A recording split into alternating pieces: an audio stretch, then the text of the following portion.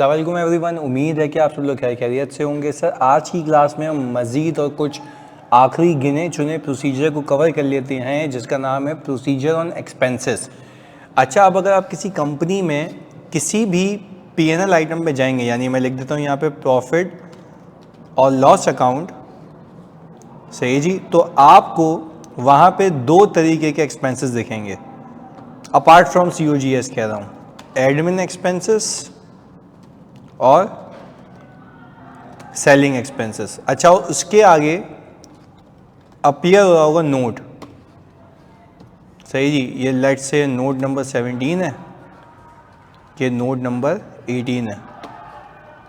अच्छा, जब मैं नोट नंबर 17 में जाऊंगा तो उसकी हेडिंग जो दी गई होगी वो होगी एडमिन एक्सपेंसेस की। अब एडमिन एक्सपेंसेस के अंदर आ रहा होगा सैलरी एक्सपेंस, सही है, फिर डेप्रिसिएशन एक्सपेंस,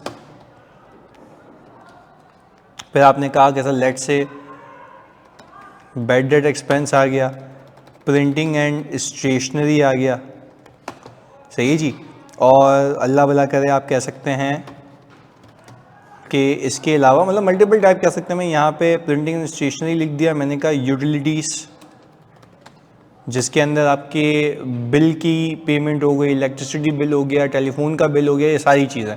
तो ऑल टुगेदर आपके पास ये सारे एक्सपेंसेस अपीयर हो रहे होते हैं। और एक और चीज़ डाल देते हैं इसमें, एंटरटेनमेंट एक्सपेंसेस।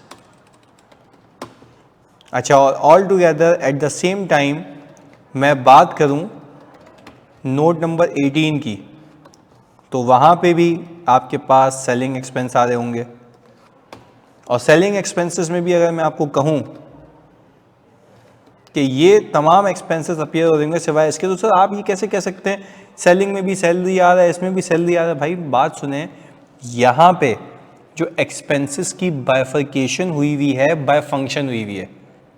बाय फंक्शन का मतलब ये होता है कि अगर एडमिन डिपार्टमेंट है, ये एक्सपेंसेस, ये आप जो यहाँ पे अभी प्रेजेंटेशन देख रहे हैं, ये एक्सपेंसेस बाय फंक्शन है। फंक्शन का मतलब होता है कि जो बंदा जिस जगह पे काम कर रहा है उसकी सैलरी वहाँ क्लासिफाई करो ताकि तमीज़ और तहजीब से वॉच आउट किया जाए, एक ओवरलुक किया जाए और उसको चीज़ को देख के फिर कंट्रोल किया जाए। ये तो मैंने आपको ऑल टुगेदर बिजनेस सेंस बता दिया। बट अगेन अगर आप सैलरी एक्सपेंस देख रहे हैं तो सैलरी एक्सपेंस का मतलब है वो बंदे जो एडमिन डिपार्टमेंट में काम कर रहे हैं वो यहाँ पे आएंगे। तो सर जो आपकी फैक्ट्री में काम कर रहे होते हैं उसकी सैलरी कहाँ आती है? उनकी सैलरीज और वेजेस आती है COGS में, कॉस्ट ऑफ गुड्स सोल्ड में। तो ये एक अलग मसला है। तो खैर अब आप ये देख रहे हैं कि भाई आपके पास यहाँ पे सैलरी एक्सपेंस आ रहा है, सही है जी, यहाँ पे सैलरी एक्सपेंस आ रहा है, यहाँ पे डेप्रिसिएशन एक्सपेंस आ रहा है। सर ये कहाँ से वेरीफाई करेंगे? सर जब आपने वेरीफाई किया था PP। सर ये वाला डेप्रिसिएशन कहाँ से वेरीफाई करेंगे? सही, जब आपने वेरीफाई किया था PP। सर ये कैसे कि डेप्रिसिएशन, देखो वो डेप्रिसिएशन एक्सपेंस 100% होगा जो आपने वेरीफाई किया था PP की जगह पे, PP के हेड में। अब कंपनीज करती ये हैं कि भाई अगर लेट से प्लांट का डेप्रिसिएशन COGS में फेंक देती है, यानी प्लांट का पूरा डेप्रिसिएशन उठा के COGS में फेंक दिया जाएगा। अच्छा, और अगर कुछ लोग जैसे कंप्यूटर्स हैं और ये जो एडमिन की बिल्डिंग है जहाँ पे एडमिनिस्ट्रेटिव नेचर के काम होते हैं उसको पूरा डेप्रिसिएशन एडमिन में जाएगा। जो व्हीकल्स, जो कंप्यूटर्स सेलिंग डिपार्टमेंट यूज़ कर रहा है उसके रिलेटेड इंटायर मेरा डेप्रिसिएशन एक्सपेंस सेलिंग एक्सपेंस में चला जाएगा।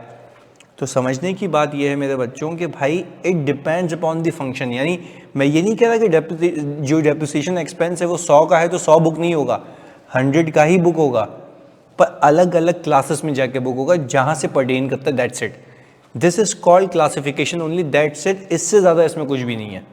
अभी सिर्फ एक्सपेंसेस की नेचर समझा रहा हूँ, सही है जी। फिर आपने कहा प्रिंटिंग एंड स्टेशनरी। अच्छा, तो ये सैलरी कहाँ से आएंगे? भाई जो सेल्स के बंदे होंगे उनकी सैलरी यहाँ आएगी। सर फिर आपने कह दिया printing and stationery, utilities, entertainment. अब जाहिर सी बात है, इफ़ यू कैन बाइफरकेट कि कौन सा बंदा कितनी इलेक्ट्रिसिटी यूज़ कर रहा है, कितने कॉलिंग कार्ड यूज़ कर रहा है, वो सारी यूटिलिटीज में आ जाएंगे। यानी ऑल टुगेदर समझने का मतलब ये है कि जो एक्सपेंस जिस डिपार्टमेंट से पर्टेन करेगा, जिस फंक्शन से पर्टेन करेगा, वहाँ उसको प्रेजेंट करें। दिस इज कॉल्ड P&L की presentation by function.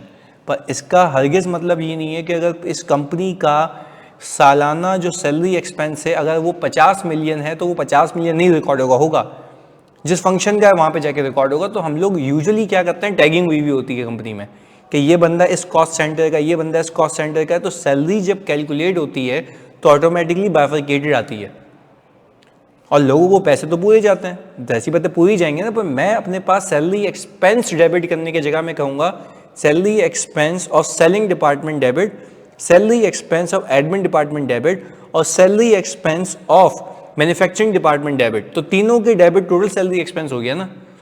I hope this is clear. तो खैर हमने यहाँ पे ये कर लिया। और बैड डेट एक्सपेंस कहाँ से वेरीफाई करेंगे भाई? हाँ जी, ये तो आप बता सकते हैं रिसीवेबल से। एजिंग वेजिंग जो मांगी थी क्या आप ही ने तो कैलकुलेट किया था, वो देख लेना यहाँ पे पार्क हुआ होगा। अच्छा जी, तो हमने ये कहा कि भाई ऑल टुगेदर ये एक्सपेंसेस हैं, इसमें बाकी किसी एक्सपेंस को वेरीफाई करना कोई रॉकेट साइंस नहीं है। पर हाँ, अब जब आप यहाँ पे ब्रेकअप पे आएंगे तो आपके पास यहाँ पे एक ऑल टुगेदर आपके पास टोटल आ रहा होगा, इसका भी टोटल और इसका भी टोटल, इन दोनों का टोटल मेरे बच्चों यहाँ से मैच कर रहा होगा, इन दोनों का टोटल यहाँ से मैच कर रहा होगा P&L के फेस से। तो सर ये क्या था भाई? ये नोट था, नोट में ब्रेकअप था। आपको देखना है एडमिन एक्सपेंसेस का ब्रेकअप क्या है, वहाँ जाके देख लें। आपको देखना है सेलिंग का ब्रेकअप क्या है, वहाँ पे जाके देख लें। कोई मसले वाली बात नहीं है, क्योंकि आपने प्रेजेंटेशन का भी ख्याल रखना है बीइंग एन ऑडिटर, क्योंकि आप कह रहे हैं these financials are giving true and fair view. तो फेयर व्यू का मतलब है फेयर प्रेजेंटेशन, प्रॉपर तरीके से। एक्सपेंसेस बाय फंक्शन है, अगेन कह रहा हूँ, याद रखना। खैर, अब जो कंसर्न है मेरा, मैं एक एक करके आपको बताता हूँ जो आपने इसमें से वेरीफाई करना सीख चुके हैं। सर आई बिलीव कि आपको ये तो आता है, पीपी का डेप्रिसिएशन खाली क्लासिफिकेशन है जो आपको प्रैक्टिकल लाइफ में पता होती है कि भाई टोटल डेप्रिसिएशन है, इसको इतना यहाँ फेंकना है, इसको यहाँ फेंकना है, इसको यहाँ फेंकना है, दैट्स इट। इससे ज़्यादा कुछ भी नहीं है। पर again you need to do a proper classification, you need to make sure कि क्लासीफाई सही हुआ हो। अच्छा, क्योंकि क्लासिफिकेशन भी आपकी एक असर्शन है। अच्छा भी खैर, आपने कहा बैड डेट एक्सपेंस आपको आता है, यहाँ पे भी डेप्रिसिएशन एक्सपेंस आपको आता है, यहाँ पे इसके अलावा आपको कुछ नहीं आता। सही है जी। अब आगे, अब मुझे एक बात बताएं, आज हम पिक करते हैं यूनिक तरीके से सैलरी एक्सपेंस। क्योंकि देखें, जब मैं एक्सपेंसेस की बात करता हूँ ना, एक्सपेंसेस की बात करता हूँ, तो एक जो पुरानी अप्रोच है बच्चों को पढ़ाने की कि भाई बच्चों को बोलो एक्सपेंसेस के लेजर ले ले और एक्सपेंसेस के लेजर लेके उस पर काम कर ले। नहीं, हर एक्सपेंस को वेरीफाई करने का तरीका अलग है। डेप्रिसिएशन को क्या अलग से वेरीफाई करोगे या पीपी के हेड में? पीपी के हेड में करोगे। बैड डेट एक्सपेंस को क्या अलग से वेरीफाई करोगे या रिसीवेबल्स के हेड में? रिसीवेबल के हेड में। तो इसी तरीके से आप हर एक्सपेंस को, यानी अच्छा कुछ एक्सपेंसेस में आपको ऐसे बताऊंगा जिसमें सलन काम हो जाएगा, सब पे एक ही अप्रोच लगेगी। पर सैलरी एक्सपेंस पे all together entirely different approach होती है। तो हम सबसे पहले ये सीख लेते हैं how to audit salary expense, how to audit salary expense. और हमें यहाँ पे सीखना है इसमें भी how to audit salary expense. तो सबसे पहले सर अगर मैं कहूँ ऑडिटिंग सैलरी एक्सपेंस के अंदर वी विल ऑब्टेन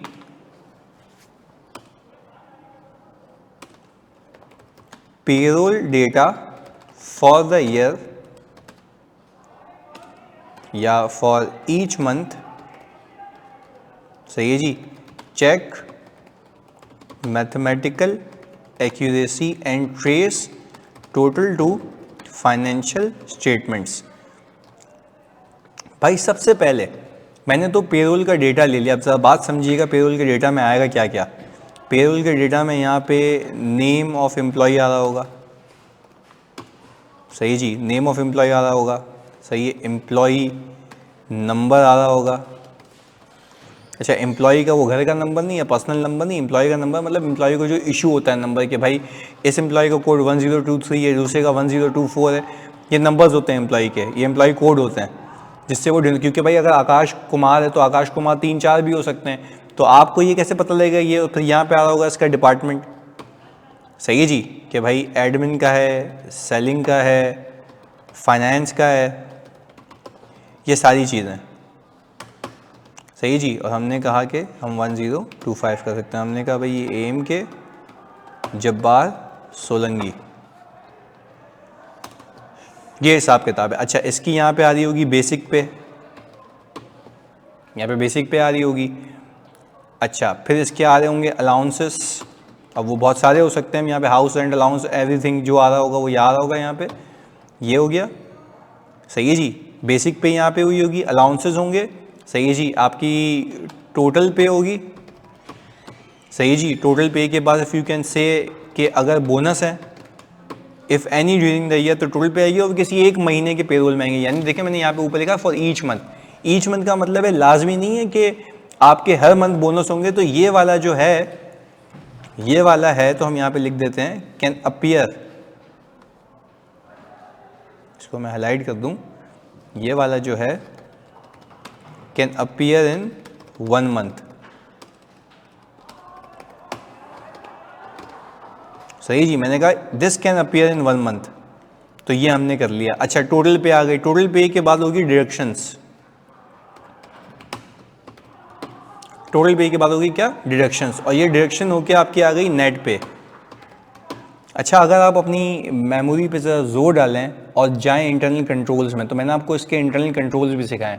वहाँ पे आप यहाँ पे सैलरी रीकैलकुलेट वगैरह नहीं कर रहे होते, वहाँ पे आप ये चेक कर रहे होते हैं कि एक बंदे को उतने पैसे मिले जितना उसने काम किया। एक बंदे को तभी पैसे मिले जब वो एम्प्लॉई है। याद है कंट्रोल्स थे कि एक बंदा इस पेरोल शीट में आ ही नहीं सकता क्योंकि उसको ऐड करने के लिए हेड ऑफ एचआर है, उसकी परमिशन के बगैर यहाँ पे एंटर नहीं हो सकता। उसको हम कहते हैं लिमिटेड एक्सेस राइट्स।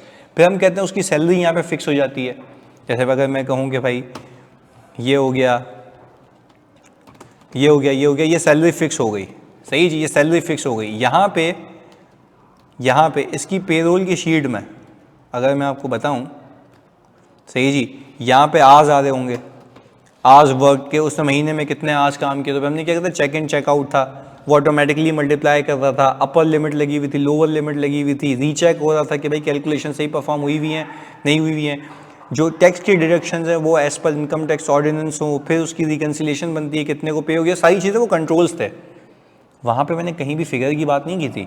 अब मैं अमाउंट्स को वेरीफाई कर रहा हूँ। पहले किसको देखा था मैंने, कंट्रोल्स को। मैं थोड़ा सा फ़र्क रखना चाहता हूँ। एग्जामिनर का दिमाग घूमे किसी दिन तो वो एक ऐसा बेहतरीन सवाल बनाया, पहले बोले कि भाई पेरोल साइकिल के ऊपर आप बताएं टीओसी क्या परफॉर्म करेंगे, पूरा सिनेरियो देगा, बोलेगा इसमें वीकनेसेस बताएं, और अब आप ये डिसाइड करें कि ये पूरे सिनेरियो को देखने के बाद क्या आप कंट्रोल्स पर रिलाय करेंगे, और अज्यूम करें कि आप कंट्रोल्स पे रिलाय नहीं कर रहे तो फिर सैम्पलिंग भी डाल दूं मैं इसके अंदर, जो कि अभी हमने सीखा नहीं है तुमने और मैंने। तो सैम्पलिंग भी डाल दूं, मैं बोलूँ कि भाई ऑल टुगेदर आपका सैम्पल साइज ज़्यादा होगा और सब्सटेंटिव कैसे परफॉर्म करोगे, यानी कंट्रोल्स भी टेस्ट हो गए, सैम्पलिंग का तरीका भी आ गया, और ऑल टुगेदर आपको प्रोसीजर तो लिखने ही थे। तो फ़र्क रखिएगा कंट्रोल्स के अंदर और सब्सटेंटिव के अंदर। ये सब्सटेंटिव है। सब्सटेंटिव प्रोसीजर्स का मतलब ये होता है कि भाई हम यहाँ पर ऑल टुगेदर नंबर्स को वेरीफाई करेंगे। कंट्रोल्स के अंदर we were not verifying numbers, we were verifying the process that has been followed. अगर वो प्रोसेस में वो काम हो रहा है जो होना चाहिए, दैट मीन्स कि आपका रिस्क कम है। अगर वो प्रोसेस में काम नहीं हो रहा तो आपका रिस्क ज़्यादा है। Let's say anyone can enter any person in the payroll details, तो भाई किसी को भी सैलरी जा सकती है, फिक्टिशियस एम्प्लॉयज को जा सकती है। आज का कोई हिसाब किताब नहीं, तो कोई काम करे ना करे पैसे लेके जा सकता है। तो फिर यहाँ पे आपका रिस्क एलिवेट होता है ना। पर वो कहाँ सीखा था, इंटरनल कंट्रोल्स में। आज क्या सीख रहे हैं, फिगर्स को वेरीफाई करना। मैंने कहा हल्का सा जिक्र करके दोनों में डिफ्रेंसिएशन कर दूं, क्लियर है। खैर अब आपने क्या किया, ऑब्टेन कर लिया payroll data, mathematical accuracy check की और ट्रेस कर लिया total to financial statement. Total पूरे 12 महीने का बोल रहा हूँ, 12 महीने का टोटल। ऐसी शीट होंगी 1 2 3 4 5 6 7, एक्सेल की शीट में से नीचे आ रही है ना मेरी ये वाली अलग अलग, ये सारी अलग अलग, ऐसे 12 शीटें होंगी, और एक टॉप शीट होगी, इस पर सम लगा के चेक करोगे क्या एफएस से मैच करता है या नहीं करता। ये तो हो गया आपका एक कंप्लीटनेस का चेक। दूसरी चीज सिखाता हूं आज की क्लास में। आप बनाएंगे एक प्रिपेयर एक्सपेक्टेशन, और ये निकलता है एनालिटिकल सब्सटेंटिव एनालिटिकल प्रोसीजर से। एनालिटिकल प्रोसीजर से। अच्छा एक्सपेक्टेशन का मतलब है आप एक एक्सपेक्टेड वैल्यू निकालें। एक्सपेक्टेशन का मतलब है आप एक एक्सपेक्टेड वैल्यू निकालें। कैसे ज़रा सिखा देता हूँ। मैंने एनालिटिकल प्रोसीजर में सिखाया था कि आप एक एक्सपेक्टेड वैल्यूज़ निकालते हैं। अगर उस एक्सपेक्टेड वैल्यू का आंसर आपके एक्चुअल आंसर के करीब आ गया, आपका रिस्क कम हो जाता है, क्योंकि आपने कहा कि आपके हिसाब से जो फिगर बननी चाहिए वो बन रही है। निकालने का तरीका क्या है, सही जी, आपने सबसे पहले obtain first month payroll sheet. सही जी, पेरोल मंथ की पहली शीट ली और जितने भी एम्प्लॉयज आ रहे थे मेरे, सही, जितने भी एम्प्लॉयज सबका मैंने सम किया और मैंने कहा ये सबकी सैलरी 1 महीने की है। सही है जी। Obtain first month payroll sheet and multiply total of, बात समझिएगा, multiply total of basic salary with 12 months. अच्छा, तो मैंने क्या किया, देखो यहाँ पे एक्सपेक्टेशन बनाने का एक वो है तरीका है ना, सैलरी फॉर फर्स्ट मंथ। सही है जी, सैलरी फॉर फर्स्ट मंथ आपने यहाँ रखी और इसको मल्टीप्लाई कर दिया, यानी मैंने कहा लेट से सैलरी फॉर फर्स्ट मंथ जो भी है, सही है जी, इसको आपने मल्टीप्लाई किया होगा किससे, 12 से। ऐसा ही है, यहाँ पे चलो नंबर भी रख लेते हैं। मैंने कहा कि भाई लेट से 35 मिलियन का, सही है, पेरोल होता है एक कंपनी का महाना, तो हमने इसको इससे मल्टीप्लाई किया तो ये आ गई पूरे साल की बेसिक सैलरी। अच्छा, फिर मुझे याद आएगा इसके अंदर अलाउंसेस नहीं, ऐड कर दूंगा अलाउंसेस। सही जी, और मैंने कहा जो वो पहले ही महीने के अलाउंसेस का कॉलम होगा, हमने कहा कि भाई लेट से कुल मिला के जो अलाउंसेस बनते हैं इस कंपनी के वो है 8 मिलियन, वो है 8 मिलियन। तो मैंने कहा 8 मिलियन इनटू, अच्छा ये मैं इसलिए भी करवा रहा हूँ क्योंकि वो एक्सपेक्टेशन बनाने को दे भी सकता है, तो इसलिए मैं बनवा रहा हूँ कि भाई हाँ आप ये ऑल टुगेदर एक एक्सपेक्टेड वैल्यू निकालें। तो अगर आपकी एक्सपेक्टेड वैल्यू आ गई तो आपका रिस्क कम है, क्योंकि आप कह रहे हैं कि भाई अगर यही हुआ है पूरा साल तो फिर फिगर यही बननी चाहिए ना, लॉजिकल सी बात है। अच्छा खैर, फिर हमने कहा 12 महीने से इसको मल्टीप्लाई किया, ये आ गया। सही जी। अच्छा, अभी मैं पूरे साल की वर्किंग कर रहा हूँ, फिर मुझे याद आएगा, प्लीज़ समझिएगा, फिर मुझे याद, अच्छा ये क्या कर रहा हूँ मैं, एक मोटी मोटी एक्सपेक्टेशन बना रहा हूँ, यानी एक ब्रॉडर टर्म में, मैं डिटेलिंग नहीं कर रहा, मैं ये वेरीफाई नहीं कर रहा कि कितने आवर्स काम किया था, ये सारी चीज़ें। अभी मैं क्या कर रहा हूँ, एक एक्सपेक्टेड वैल्यू निकाल रहा हूँ। पहले पेरोल लिया, कंप्लीटनेस चेक की, मैंने कहा चलो सही है, इसी पेरोल शीट से मेरे लेजर के अंदर एक्सपेंस गिरा है, वो फाइनेंशियल्स में गया है। अब मैं ऑल टुगेदर क्या कर रहा हूँ, ये एक्सपेक्टेड वैल्यू निकाल रहा हूँ। पहले महीने का पेरोल डेटा मेरे पास था ना, ऊपर 12 महीने का, पहले का उठाया, ठग करके मल्टीप्लाई किया, अलाउंसेस ऐड हो गए इसके अंदर। फिर मैंने कहा इसके अंदर बोनस शामिल नहीं है। अच्छा, बोनस से भी पहले इंक्रीमेंट, मुझे पूछा भाई इंक्रीमेंट कितना लगा, उसने कहा यार किसी को 10%, किसी को 15%, मैंने कहा ऑन एवरेज 12.5% लगा देते हैं। सही जी, इंक्रीमेंट, तो मैंने कहा वो कितने का, बेसिक का था, तो हमने क्या किया 12.5%। सही जी, हमने कहा 420 मिलियन का 12.5% हमने क्या किया इस साल इंक्रीमेंट। भाई एक एक एम्प्लॉय को अलग अलग दूं, एक साथ मल्टीप्लाई कर लूं, बात एक ही है, क्योंकि इस साल पिछले साल के मुकाबले में एक्सपेंस लॉजिकली इस इंक्रीमेंट के वजह से ज़्यादा होगा। अगेन रिपीट कर रहा हूं, इस इंक्रीमेंट की वजह से ज़्यादा होगा। बात क्लियर है। अच्छा, फिर मैंने कहा अब बेसिक में तो बोनस भी नहीं था, तो मैंने कहा कि भाई इस साल बोनस कितना दिया गया। उसने बोला भाई इस साल हमने जो टोटल बोनस डिक्लेयर किया है वो 60 मिलियन का है। तो हमने कहा सही है भाई, हमने यहाँ पे ऐड कर दिया, ये भी ओपनिंग में नहीं था। अच्छा, फिर मैंने कहा कि भाई ये जो मैंने पहले महीने की सैलरी उठाई थी, इसके अंदर जो नए एम्प्लॉय आए वो तो है ही नहीं, तो मैंने इसके अंदर ऐड कर दिया ज्वाइनर्स। मैंने कहा भाई कितने बंदे आए थे, उसने बोला कि भाई 4 बंदे आए थे नवंबर में, ये तो 4 नवंबर हो गया, 4 एम्प्लॉयज इन नवंबर। सही है जी, और मैंने यहाँ पे लिख दिया 2 एम्प्लॉयज इन दिसंबर, यानी साल के आखिर के दिनों में आए।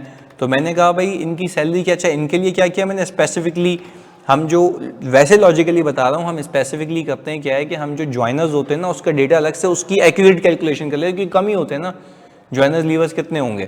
खैर, अब हमने कहा कि भाई लेट से अज्यूम कर रहा हूँ कि सबकी सैलरी सेम है, तो मैंने जो बंदे रखे हैं उसमें 1,20,000 रुपये की इन 4 लोगों की एक साथ सेम डेजिग्नेशन पे।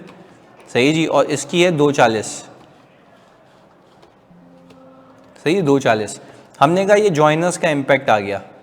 ज्वाइनर्स का इम्पैक्ट बोले तो कि ज्वाइन किया था जिसकी ओपनिंग में सैलरी नहीं थी, फॉर द ईयर में तो होगी ना, यानी जो मैंने ओपनिंग मंथ उठाया था, दैट्स इट, ये कहना चाह रहा हूँ।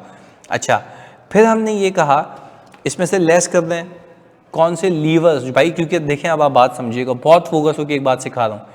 आपको ये बात तो पता है ना, इसके अंदर जो आपने सैलरी फॉर फर्स्ट मंथ उठाया था उसके अंदर आपको ये बात तो पता है कि आपने पूरे 12 से मल्टीप्लाई किया। ऐसा भी तो हो सकता है कि आपने जो एम्प्लॉयज़ उठाए थे, यानी आपने एक महीने की सैलरी उठाई, इसके इस एक महीने की टोटल सैलरी के अंदर, अगेन मेरी बात को समझना, इस एक महीने की टोटल सैलरी के अंदर पहले तो ज्वाइनर्स नहीं थे बट लीवर्स हैं इसके अंदर। तो लीवर्स कौन है? जो इस साल चले गए जब शुरू में थे।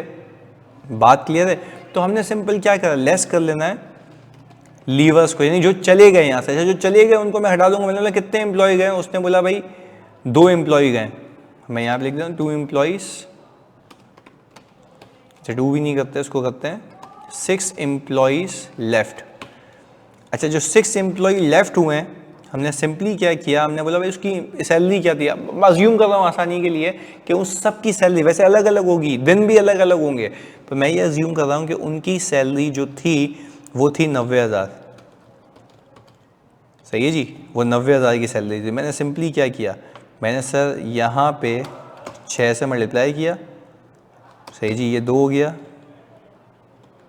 सही है, ये 6 से मल्टीप्लाई किया और सर इसको मैंने माइनस कर दिया। क्यों? क्योंकि ऊपर एक्सपेंस ज़्यादा बुक हो चुका है, एक्सपेंस ज़्यादा बुक हो चुका है। अच्छा, फिर ऑल टुगेदर लीवर्स को हम जो है अलाउंसेस के साथ निकालेंगे क्योंकि उसका अलाउंस भी आ रहा होगा।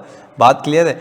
अच्छा, और फिर ये जो इंक्रीमेंट है, सही है जी, यहाँ पे आप इसका इंक्रीमेंटल इम्पैक्ट ले लें क्योंकि जो आपने ऊपर अमाउंट लगाई है मेरे बच्चों को तो इंक्रीमेंट के साथ लगाई है ना, तो लाइक टू लाइक करें।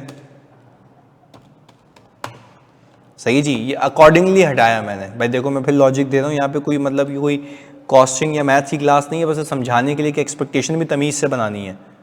एक्सपेक्टेशन में मैंने क्या किया, ओपनिंग पहले महीने की सैलरी ली, मल्टीप्लाई कर दिया 12 से। सही जी, आप लास्ट ईयर के आखिरी महीने की भी ले सकते हैं, व्हाट्सोएवर। फिर आपने अलाउंसेस ऐड किए, आपके पास ये इंक्रीमेंट आ गया, आपने कहा बोनस है। अब मैं ये कह रहा हूँ कि जो लीवर्स हैं ऊपर, आपने ऑल टुगेदर उस पर इंक्रीमेंट सबको दे दिया ना, क्योंकि आप तो एक मोटी मोटी एक्सपेक्टेशन बना रहे हैं। जो लीवर्स का डेटा सही अगर निकाला आपने, तो आपने कहा कि भाई वैसे तो मुझे उनकी एक्चुअल सैलरी पता है, तो उनको भी तो इंक्रीमेंट लग के गए होंगे ना। तो अच्छा, अब ये भी बात है कि ये जो 6 एम्प्लॉयज़ हैं ना, ये जो 6 एम्प्लॉयज़ हैं, मैंने यहाँ पे मल्टीप्लाई तो किया, मैं कितने महीनों की सैलरी इनकी हटा दूँ, समझने की बात है। तो आपने कहा नवंबर दिसंबर, इसके कितने महीने की हटा दूँ? सर 1 महीने की। ऐसा ही है, ये तो ऐड हो गए ना आए, तो इनकी कितने महीने की हटा दूँ? मैं लेट से अज्यूम कर रहा हूँ कि ये लोग गए हैं, ये लोग गए हैं कुछ सितंबर में, तो सितंबर अक्टूबर नवंबर दिसंबर कितने? 4। तो मैंने इसकी हटा दी। तो मैंने कहा भाई 4 महीने की सैलरी मैंने ऊपर एडिशनली ली हुई है जो कि होनी नहीं चाहिए। बात क्लियर है? तो खैर मैंने यहाँ पे एक एक्सपेक्टेड वैल्यू निकाल ली। तो मैंने कहा 627 मिलियन का टोटल सैलरी एक्सपेंस है। अब याद रखिएगा खुदारा मेरे बच्चों के, ये सैलरी एक्सपेंस में पर्टेन टू, ये सैलरी एक्सपेंस में pertain to admin department and selling department.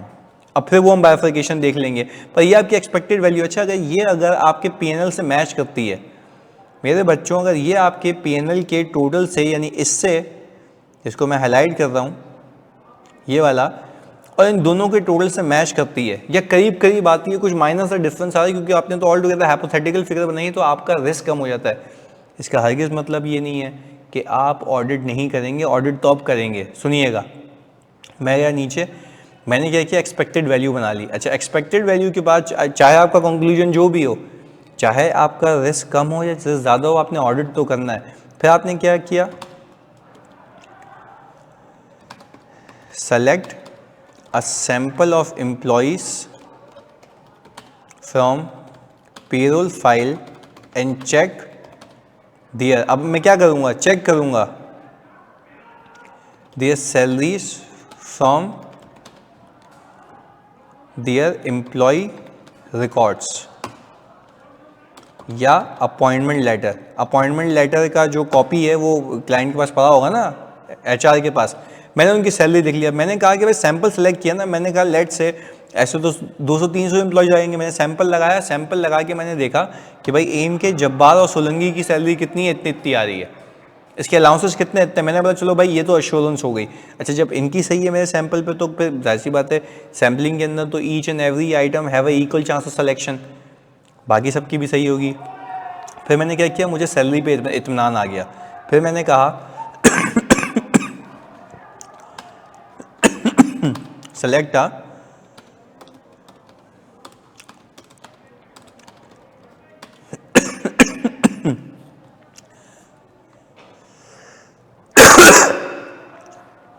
Sorry, फिर मैंने कहा कि select a sample of time in, या सेलेक्ट सैंपल भी छोड़ दें, obtain time in and time out records from the system, यानी ऑब्टेन कर लें, एक्सट्रैक्ट कर लें time in and time out records from the system and check whether hours for each month have been appropriately reflecting in the payroll sheets। बात समझे आप कि sir आपने देखा कि भाई देखें आपने क्या कहा, आपने पूछा था ना क्लाइंट से कि भाई आपके टाइम इन टाइम आउट क्या होता है, उसमें मतलब सिस्टम थंब इम्प्रेशन है, आपने बोला रिपोर्ट निकाल के दो, उस रिपोर्ट को आपने मैच किया इस पेरोल की शीट से जो कि मैच होने चाहिए, आज मैच होने चाहिए। आके भैया आ गया, आज आ गया, आपने जो है ऑल टुगेदर अलाउंसेस वेरीफाई कर लिए for bonus obtain check board approval. भाई अगर बोनस दिया तो बोर्ड ऑफ डायरेक्टर्स ने अप्रूव किया होगा ना during the year. Check approval of BOD for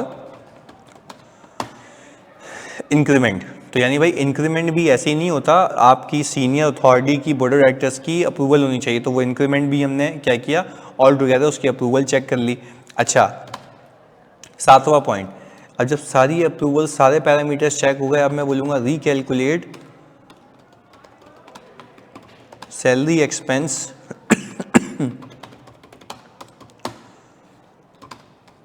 check payment of salaries from the bank statements,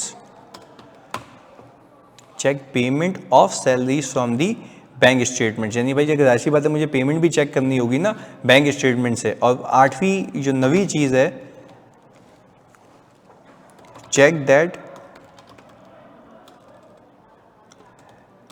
salary expense या सैलरी अक्रूड इन अ relevant period.